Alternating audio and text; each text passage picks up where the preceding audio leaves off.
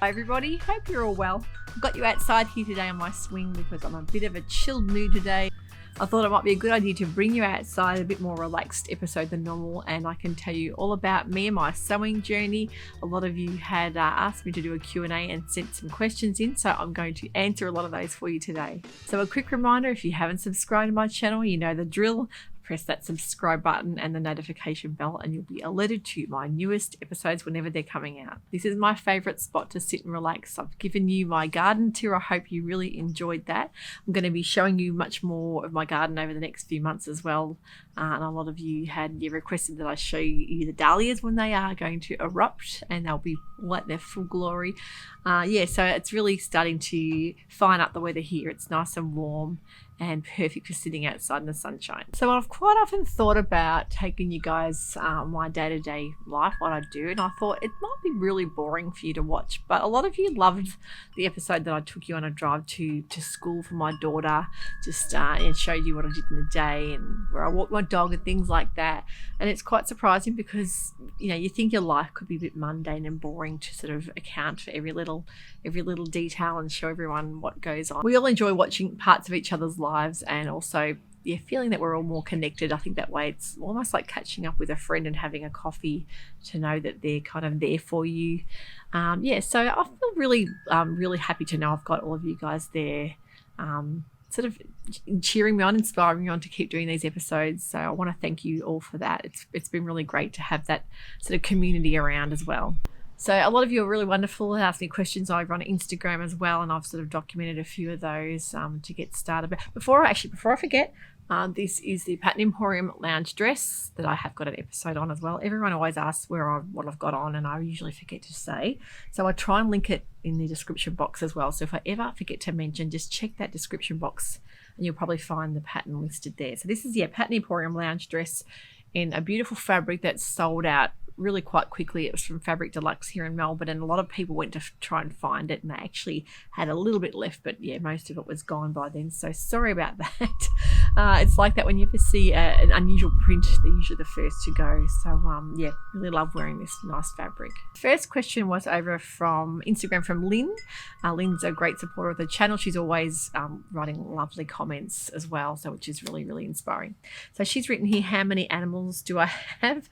Okay, so we all know Meg the Border Collie. She's become a real little icon feature here on my channel. So Meg is 5 years old. She's a chocolate Border Collie. She's absolutely beautiful. She's got the one patch on her eye. Normally they have two. So when I picked her out, the breeder actually showed me some photos online, and straight away I thought, I love the one patch. It reminded me of a pirate, and she actually had nicknamed her Pirate. So straight away we brought her home and we just love the name Meg for her. But she's got a beautiful personality, and she's very highly intelligent dog, but really it's part of the family, like my sixth child almost. So she's very special to all of us.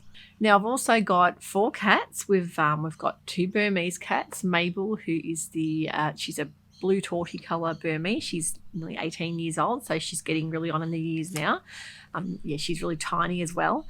We've got Charlie, who's a chocolate Burmese, and he's absolutely beautiful. If you know Burmese cats, most of you will know that they are very dog-like in their intelligence. They're really smart, but they're also very affectionate, and they will actively seek you out for a cuddle and love sitting on your lap as well. We've also got 2 rescue cats. My eldest daughter had adopted a cat from a rescue just from a best friend's pet store that had a cat of the week or cat of the month, where they were looking for a home, and he was 4 months old. His name's Shinji. He's a beautiful big fluffy ginger cat. And our last cat that we actually adopted 3 years ago, she is Juju. She already had her name when we got her, and we have a wonderful rescue, pet rescue just in our town. A lovely lady that runs that, and it's all through donations and volunteer and hard work. And she will quite often advertise a cat on a rescue on the Facebook page. And Juju was she's 17. Well, she's actually 18 now, but she was 16 when we got her. And her elderly owner had passed away, and unfortunately no one in the family wanted to take her on, so we decided to adopt her. And I always say she's a Prosecco purchase. If you're like me and you've had a Prosecco and then you go shopping online, could be quite dangerous. Well, she's she's a Prosecco purchase as far as animals go. So yeah, we actually brought her home, and she doesn't really like the other cats. She, 3 years later, she still hisses at them every day. She's a bit of a loner. She doesn't mind the dog. The dog gets on quite well with all the cats, but the only cat that really loves the dog is the ginger fluffy one. He loves her. But the oldest rescue cat, she just doesn't like anybody other than she loves my husband. She's really just loves men. But she'll sit on his side of the bed, and he'll spoil her rotten. But it's funny how they take to one person usually. But it's him.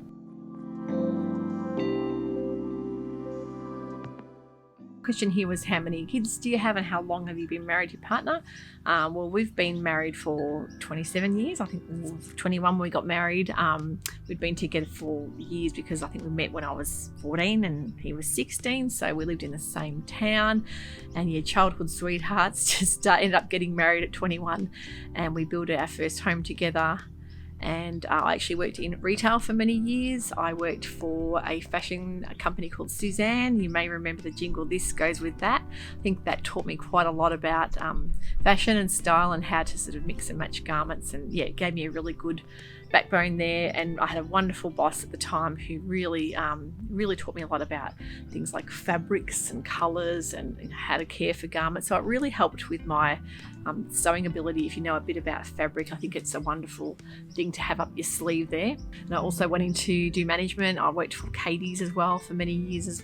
So a lot of fashion stores, and really I don't shop anymore. I have made most of my own wardrobe myself. I do have probably 90% of the clothing in my wardrobe is me made, and that has taken many years to get to that stage. But that is because really I don't really find anything I like in the store. I like to have that creative input in making my own clothing and choosing my own fabrics and things like that. So that's really, and as far as cost goes, you probably find when you first start sewing that you think you're going to save a lot of money. You may first start sewing with cheaper fabrics because you don't want to, invest too much money into the fabrics if you don't really know what you're doing as far as sewing. You're still feeling your way around. That's really how you start out. But the more confident you get, you tend to spend more as far as fabric goes and quality and things like that. So there's a couple of reasons for why I love to sew. We had our first baby in 1996. Phoebe, she's the eldest, and she's the one that's studying the textiles course at RMIT here in Brunswick in Victoria. So she's loving that. Phoebe is the one that sews, so she's really gotten into her sewing lately. So I'm really loving that, having that little partner there to kind of plan with and shop with and things like that. After I had Phoebe, I became a stay-at-home mum because we basically went from having one child, then we had the twins in 1999, so they're 21 now. So we had 3 girls under 3. That really kept me busy. So I really didn't get the chance to go back working full time. I decided to stay home with them, and really enjoyed doing that. Then I went on and did, when they all got to kinder, I decided to go and do a massage therapy course. So I did a full-time course for that and became a massage therapist. Really enjoyed that. It's something I always wanted to do. I've always been really interested in the remedial sort of therapies and aromatherapy and that kind of thing. But it really taught me a lot about the human body and anatomy, and as far as testing for things like sports injuries and that kind of thing. So I used to work sort of part-time at a little local special therapy shop. The lady used to let me rent a room out, and had to do my training as far as sports massage goes, and the local football clubs and things like that. It was really hard work, and I got did a little bit of part-time work with that, but felt that it was a bit hard to do it from home because you needed to have that separate kind of work environment to home environment. If you don't have a separate part of the house or separate room, it can be quite kind of intimidating bringing people into your home and doing things like your massage therapies. I think it's much easier having that kind of clinical environment. So when the friend of mine had the shop that she'd sold up, I kind of put that on the back burner for a little while. So I got all the kids to primary school and thought, okay, I'd really love to have another baby. So I had to do quite a bit of talking my husband into that. So then we had Sam in 2005. So he's our only boy and he's very much into his music at the moment. The twins, Charlotte and Liza, are at their 3rd year of university at the moment. One's doing occupational therapy and she's loving that. The other, Charlotte, is doing her 3rd year in teaching in early childhood. So she wants to be a teacher or a kindergarten teacher or even primary school. She hasn't decided yet, but they're all doing really well considering this year they've had. So yeah, Sam, our son, he's into his music big time. He actually plays guitar, drums, bass and keyboard. So really a bit of everything. I don't know where he got it from. He's one of those people that can pick up an instrument and play it. And my husband and I both don't play any instruments. The other daughter, the twins, play guitar and piano really well. So whether he's got it inspired from them, but yeah, it's amazing just how some kids are just born with that ability. And yeah, he's kind of self-taught with a lot of it, which is just, it amazes me. But yeah, I think it's wonderful having a lot of music played in the home. Our last child, Lily, was born in 2008, and really I wanted to have one more baby because I felt that gap between the last son. There was like a 6-year gap between him and the older girls. So I thought one more child would be lovely to sort of keep him company. So that was, Lily was born. And so she's heading for 13. She's doing her final year of primary school now, and she'll be doing next year she'll be doing homeschooling, like virtual school online here. We just felt that with the whole lockdown with her, she worked much better independently, much more focused when learning from home. So yeah, she'll be home with me next year, so that'll be quite challenging for me, but having a wonderful online school community will be great for me to help, as far as getting that help from the teachers, not having to plan everything myself, but having that bit of support will be fantastic for her. So that'll be a really interesting thing because, of course, having the others all schooled at high school, Lily will be a bit different, but hopefully, fingers crossed, it will work really well for her. So basically, my career, as I said, came to a standstill when I had 5 children to look after. Is quite challenging. I think anyone that knows having kids full stop and working, how challenging it can be, and if you're lucky enough and you enjoy being home with the kids, I think it's you feel very lucky to be able to do that. But I also felt like I could still maintain a lot of my hobbies, especially when the kids all got to school. They had the opportunity to start developing my sewing, and I actually used to sew quite a bit for them, mainly for like their dancing and costumes, but not really garment making. I think the time I got into garment making wasn't until maybe 6 years ago now, and that was purely because heading into my early 40s, I really feel that gap there in the market. There wasn't anything that appealed to me as far as clothing goes, and I really felt like what I was looking for I couldn't find. It was either catered towards someone much younger or much slimmer than me, and I couldn't really find anything that showed my personality.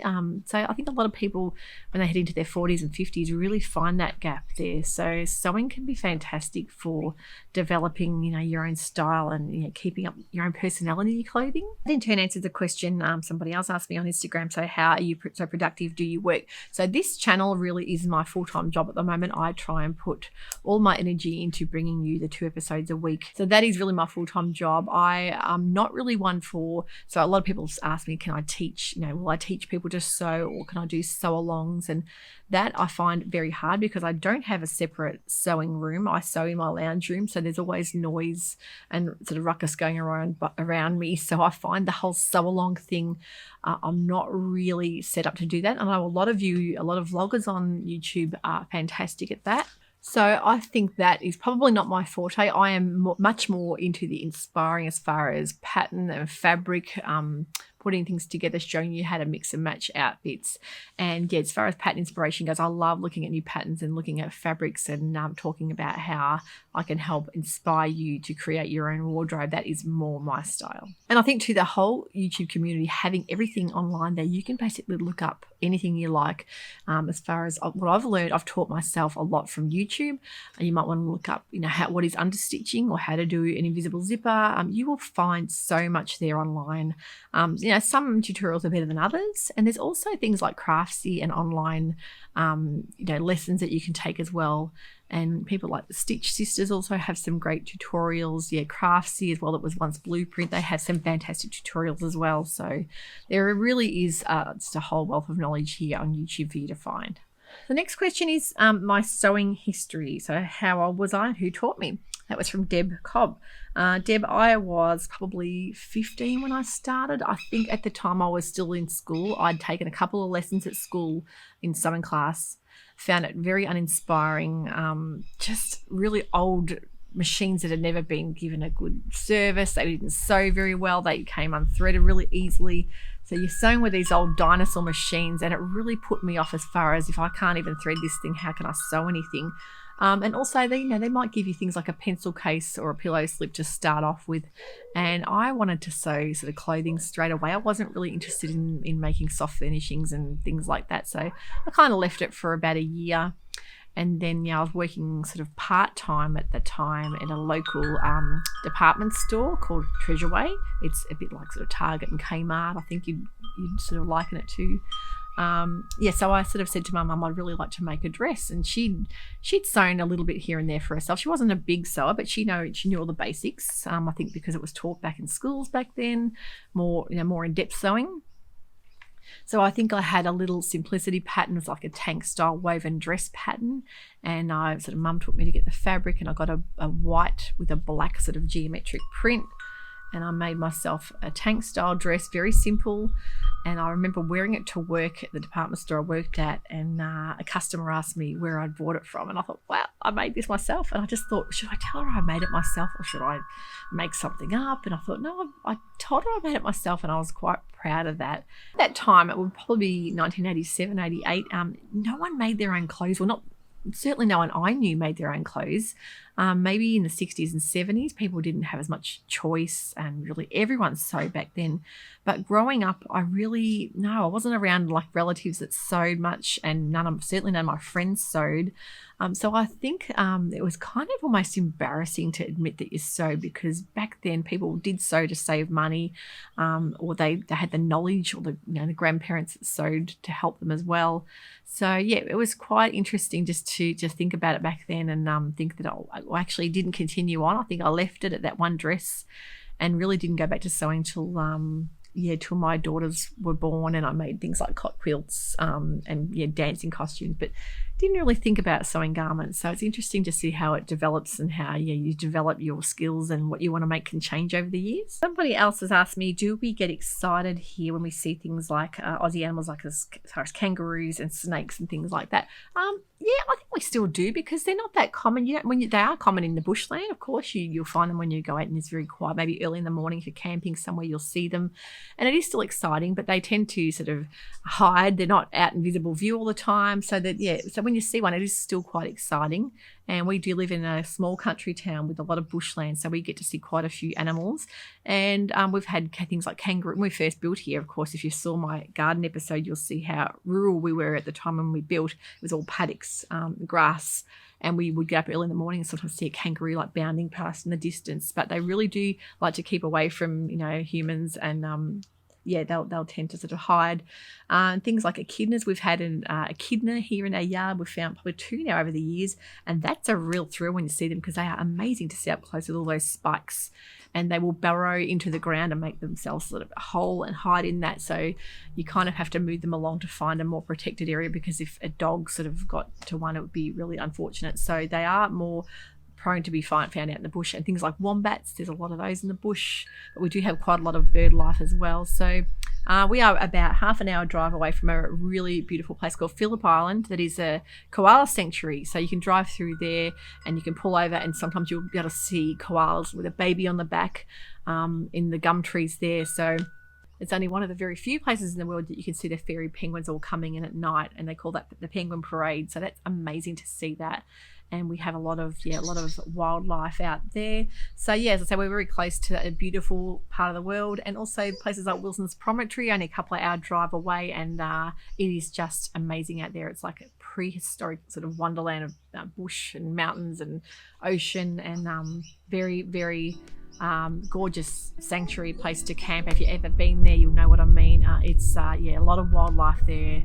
And if you're camping and you hop out your tent or your caravan, you'll just see wombats just walking around your feet. So it's amazing. But we are very, very lucky to live in a beautiful part of the world.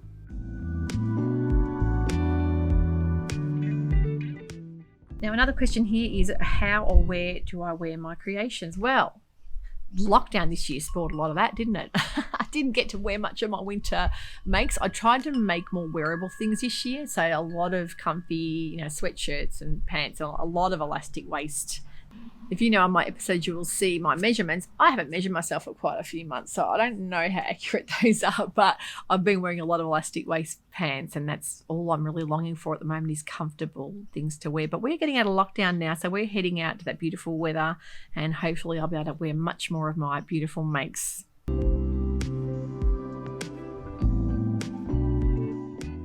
Another question here is, who takes all your photos, videos? Well, photos, my wonderful husband Joe. We've been he's fantastic at photos. I actually really love how he's really gotten good at what angles to take and just different backgrounds and things like that. So he's got creative and a really good person for taking photos. So I must admit I'm very lucky there. But as far as filming and editing goes, I do all of that to really teach myself. So one of my twins, her boyfriend actually taught me how to edit. I had no idea before I started a YouTube channel. Absolutely no idea how to do all that kind of thing. So I've really had a bit of help from him and then just gone ahead and taught myself. Again, there's so many tutorials how to do editing online. And yeah, YouTube can be wonderful for that. But it has really been a learning curve for me. And editing, I just really can't believe how much time it takes up. So I can really appreciate people that put a lot of time and effort into that because, yeah, it takes up a big chunk of your day. My hubby is not a photographer by trade, of course. He's actually a train driver, so he has actually been very lucky to be still working through this pandemic. So he drives for Metro, so he does a lot of shift work, which can be really challenging, but yeah, really loves that job. But yeah, he's great at taking photos as well. Now, Tissy has asked me, do you choose your fabrics or patterns first? That's interesting. I do a bit of both. I actually sometimes will see a pattern out of the blue and think, I love that. I can match that with the fabric I have in my stash, or if I don't, I'll then go and look for the fabric. And other times I will have a real, fabric in mind, as far as I'll see a pattern straight away and think, I know what that'll look good with. I've seen it online or in a shop and I'll buy it. So usually pattern first. The thing I miss about physical shopping in stores is a lot of the time I'll walk around and I will get inspiration from what I see. If I see fabric, it will really inspire me to make a certain pattern that I've seen. So not having been able to do that for the past, 6 or 7 months has been quite different and quite challenging. It's also taught me a lot about what to look for when you're shopping online and looking at different fabric compositions. So sometimes I will just see a standout fabric and think, I will get 2 meters, say, for a top, 3 to 4 for a dress. Usually 3 will do fine for a dress, maybe 4 for a maxi. So yeah, I will probably say pattern first, fabric next. But yeah, as I said, lately looking at fabric shopping online is very tempting. And those fabrics, you can just straight away, you'll think that's a me fabric. I'll get that, and no matter what I make with it, I'll be happy with it because it's the fabric that's the winner. Yeah, it's a bit of both, Tissy. Hope I haven't confused you too much there. Another question is designer fabric. Do you think it's better quality or better to sew with? Now, when I first started sewing, I was really mainly looking in places like your Spotlight or your Lincraft because that's all I really knew that was out there. I didn't really realize all of these independent fabric stores really existed. If you're like me, at the start, you were really into the prints and the novelty prints, the fun prints, and a lot of that was quilting cotton, which can be fine to sew with, but it's not always the best to sew with if you're looking for garment sewing. So lately, I must admit, I have been looking more at quality over quantity. I really think a good quality fabric is amazing when you've sewn with one, and you'll know what I mean, and it just washes up beautifully. But not always. Sometimes you can buy expensive fabric and be really disappointed in how it washes up. So I think it's hit and miss.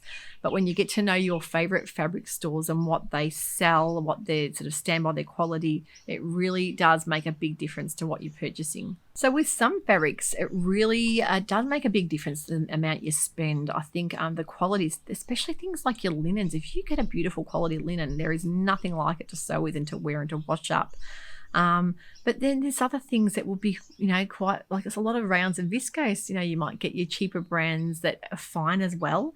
But yeah, I think to me, what stands out more than anything now is if I see a beautiful print, it will win me over no matter what the expense of the fabric is, and just the colors and things like that. So I quite often will buy a real bargain fabric and be quite happy with how it sews up.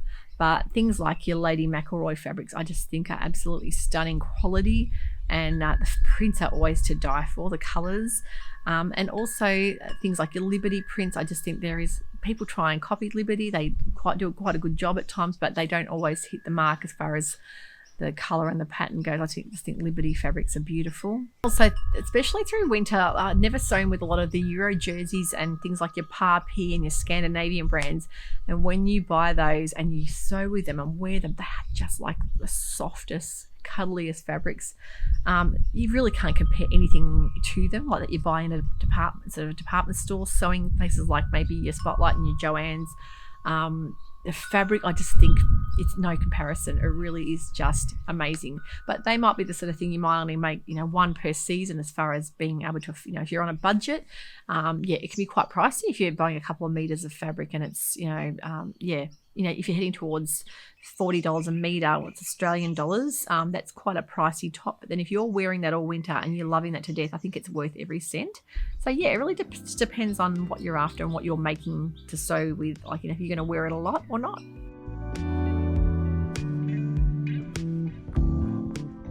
Question here is favourite fabric to sew with. Well, I love a good, Euro jersey, things like your beautiful French terries and fleeces for winter. I also love sewing with viscose and rayon. I just think it's a lovely, soft, floaty fabric, but actually quite easy to sew with. But I also love things like your linens, beautiful quality linens, amazing to sew with, or even a cotton lawn, like your Lady Mackerel cotton lawns, I think are stunning and so nice and crisp to sew with, but also soft. So yeah, there's a few different ones there for you to go look at. Storage. Someone asked me, how do I store my A0 patterns? Now, this is a good question because I haven't really got a good storage system for them at the moment. I've really been a big PDF girl up till recently. I've spoilt myself with getting a few A0 patterns because I just loved having the ease of having them ready there to trace out. And now with my daughter sewing as well, we find if we want to share a pattern, we might want to trace off different sizes. So I've really yet to find a good storage system. So if you've got a storage system for A0 patterns that works for you, please let me know in the comments box. I'd love to hear what you're doing with yours and how you're storing them. Another question here is, where do I buy my haberdashery and how close is my nearest sewing shop? Well, okay, we live in a fairly ruralish area. We are still classed as Melbourne Metro, even though we were 80 kilometres from the main part of Melbourne. So we're right on the border of the regional sort of cusp there. So my nearest sewing shop is a quilting shop in the next town, which is about a 12-minute drive. It's about 10 kilometres, 15 kilometres away. Then the nearest big Spotlight store would be a good half an hour drive away from me. So yeah, they're not close at all. I find I'll do a lot of that kind of shopping online. I've got a great little embroidery shop that I purchase from. I get really fast postage. Link it below. They have got fantastic delivery, really fast postage, and they've got so much as far as your rasant threads, things like your zippers, all your haberdashery needs. I've found them to be fantastic. And there are many, many of those little haberdashery shops that really are fantastic to deal with as well. So if you've got a favourite here in Australia, you want to let me know, please comment as well. I'd love to hear where you shop and get all your bits and pieces from. Another one here is favourite author. Okay, reading lately for me, I haven't got into my reading, but I really, when I do find that I'm relaxed enough to read, not thinking about sewing and editing too much, would be an Aussie author called Belinda Alexander. It's the most amazing novels. A lot of them are historically accurate, even though they're fictional characters. So she'll put her fictional characters into a slice of history. For example, there could be World War II in France, or one of them was written about the Spanish Civil War, that the characters were sort of put into that. So she'll find all those historically accurate events and put her characters in. And I find that fascinating because you're not only reading an amazing story, you're also reading parts of history that you may not know about. So I just love the way she does that. So I'll link her below if you haven't read any of her books. I can highly recommend. I think I've read just about all of her books. Well worth reading. Beautiful books. Another question here is my favorite style icons. Oh, this is a tough question. I would say I love what Nicole Kidman wears. I always love her style, and it's funny because years ago we both had the same long red curly hair, and when I was a lot younger I actually got stopped a couple of times and people actually said that I looked like her. I don't know, obviously not anymore, but back then she had that really long curly red hair, and a couple of people stopped me to say I resembled her, which was quite flattering. And also I love Princess Mary, our wonderful Princess Mary from Australia, of course, married the Danish prince, and she's living over there now, and I love her style. I think she's got the most beautiful sense of fashion and style. Another question here is, have I met any famous Aussies?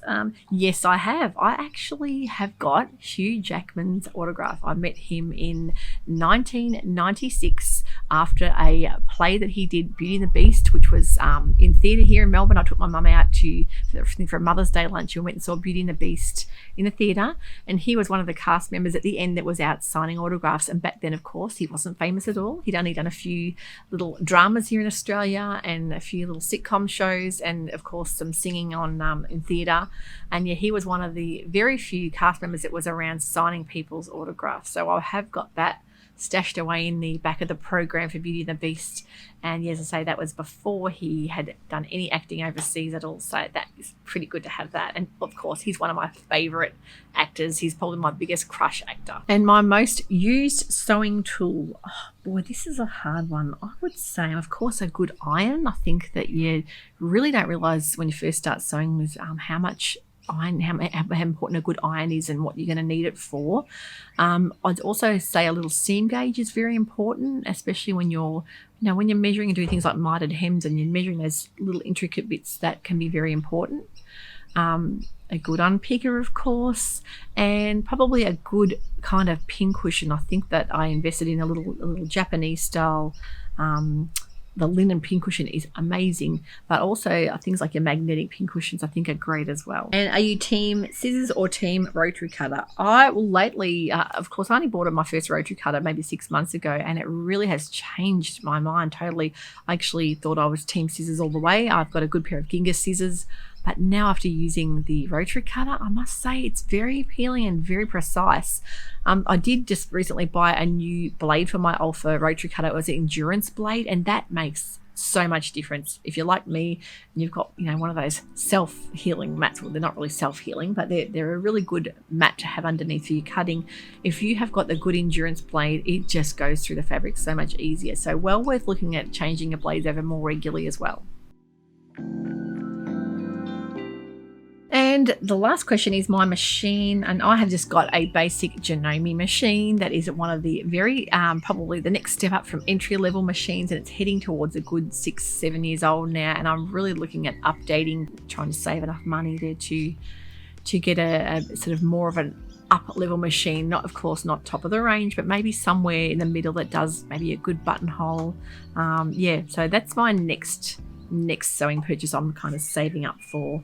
But I also have an overlocker or serger that's just a really basic model that was purchased from Aldi, and it's one of the Janome Sterling range, which is, of course, was pretty much bottom entry level serger, but does the job. But they're both looking at being updated maybe the next 12 months. So if I get saving, I'd love to go up a little bit of a level. I think the more that you sew and you realize that there's certain things that your machine doesn't have, that's when you're ready to move up a little bit.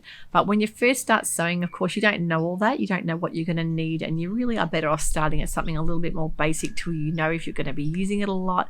Is it going to work for you and suit your needs, and what are you using it for? So predominantly being garment sewing, I'm looking for something with a good free arm as well. So wanting a good buttonhole and looking at the next level up, I think that would be the way to go, hopefully the next few months. So that's my little Q&A. I hope I didn't bore you too much. I hope I answered everyone's questions that sent them through. If I didn't answer yours, please comment below and I will try and answer it. I hope you enjoyed learning a bit more about myself. So basically, this is my full-time job at the moment. I am very, very lucky to be working from home at the moment, making this my dream job. I really love every moment of what I do. And I hope that comes through to you guys, because a lot of work does go into making a channel. If you've got a YouTube channel yourself, you know someone that does, you'll see the amount of work that goes into it. But I also think I'm very, very lucky to be able to do that and do what I love, and also, hope inspire you and, get that love for sewing out there, because I think it's really, really important. And I think it's a great thing to be showing like the younger generation just that you don't have to just accept what's there for you. in clothing stores, and you don't have to go with what fashion tells you should wear. You can really create your own style and your own wardrobe, and I think that way your confidence really comes through. I think if I had have done that years ago, you really can create your own style and your own wardrobe without having to be dictated to what to wear. And especially when it gets to you'll see certain articles about what women should and shouldn't wear over 50 or whatnot. The fact is that you can make what you want with your own rules, and it's very, very liberating to be sewing your own wardrobe. I'd like to see a run through of my handmade wardrobe. I could possibly do a bit of a wardrobe episode and show you what I've got in there, as far as there's a bit of a mess I've just cleaned out recently, but I've got a few bags to give away to family and friends. But you really get to know after a while what you want to make and what works for you in your wardrobe. But I'd be quite happy to give you a little tour of that and show you what I've got there, and hopefully get you to making your own wardrobe too. So thanks for sticking with me today. I hope you've enjoyed it, and it's a lovely day. I should do some pottering around the garden, or maybe just sitting outside and having a nice little drink. It'd be great to enjoy the sunshine as well. So take care. Thanks for watching today. Bye for now.